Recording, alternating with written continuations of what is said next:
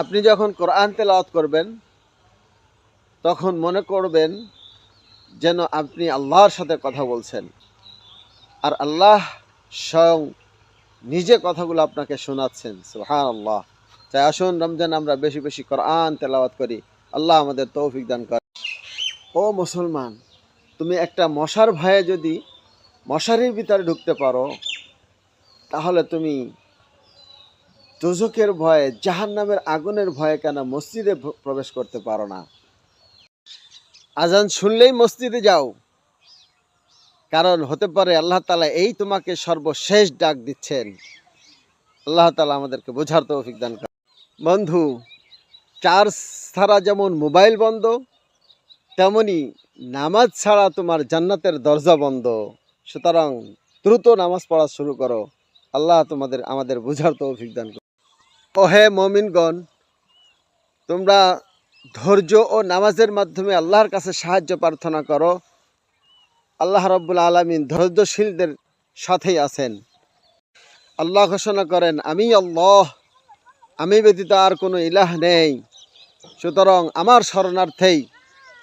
শরণার্থেই তোমরা নামাজ কায়েম করো। সুবহানাল্লাহ। বন্ধু, জেনে রেখো, কোনো বান্দা যখন নামাজে দাঁড়া হয় তখন আল্লাহ তাআলা তাকে পূর্ণ মনোনিবেশ দেন। আবার যখন সে নামাজ থেকে সরে যায় তখন আল্লাহ তার মনোনিবেশ সরিয়ে নেন। তাই আসুন আমরা আল্লাহর জন্য নামাজ পড়তে সচেষ্ট হই। আল্লাহ তাআলা আমাদের তৌফিক দান করে।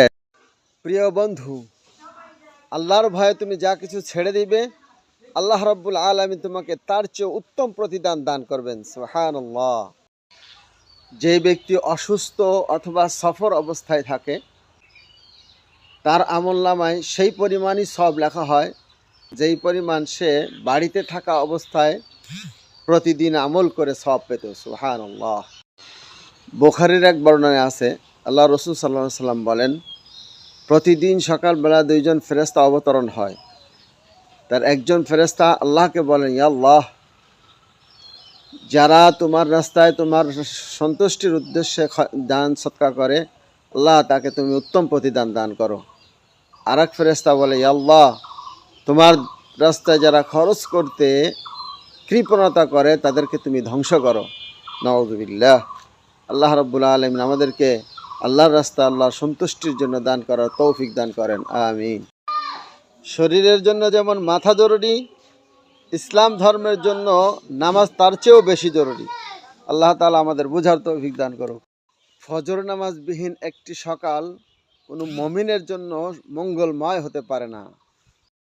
যারা ঠিক সময়ে নামাজ আদায় করে, আল্লাহ রাব্বুল আলামিনের কাছে তারাই সবচেয়ে বেশি প্রিয়। সুবহানাল্লাহ। আল্লাহ আমাদেরকে আল্লাহর প্রিয় হওয়ার তৌফিক দান করেন। ওহে মুমিনগণ, তোমরা ধৈর্য ও নামাজের মাধ্যমে আল্লাহর কাছে সাহায্য প্রার্থনা করো। আল্লাহ রাব্বুল আলামিন ধৈর্যশীলদের সাথেই আছেন। আল্লাহ ঘোষণা করেন, আমি আল্লাহ, আমি ব্যতীত আর কোনো ইলাহ নেই। সুতরাং আমার শরণার্থেই তোমরা নামাজ কায়েম করো। সুবহানাল্লাহ। বন্ধু, জেনে রেখো, কোনো বান্দা যখন নামাজে দাঁড়া হয় তখন আল্লাহ তাআলা তাকে পূর্ণ মনোনিবেশ দেন। আবার যখন সে নামাজ থেকে সরে যায় তখন আল্লাহ তার মনোনিবেশ সরিয়ে নেন। তাই আসুন আমরা আল্লাহর জন্য নামাজ পড়তে সচেষ্ট হই। আল্লাহ তাআলা আমাদের তৌফিক দান করে। প্রিয় বন্ধু, আপনি জানেন কি, নিয়মিত নামাজ মানুষের রিজিককে বৃদ্ধি করে। সুবহানাল্লাহ। আলহামদুলিল্লাহ। ইসলাম কত সুন্দর। বলা হয়েছে, যেই ব্যক্তি নামাজের উদ্দেশ্যে বাড়ি থেকে মসজিদের দিকে যায়, আল্লাহ রাব্বুল আলামিন তার প্রতি কদমে একটি করে নেকি তার আমলনামায় লিখে দেন। সুবহানাল্লাহ। আর একটি করে গুনাহ তার থেকে মাফ করে দেওয়া হয়। সুবহানাল্লাহ।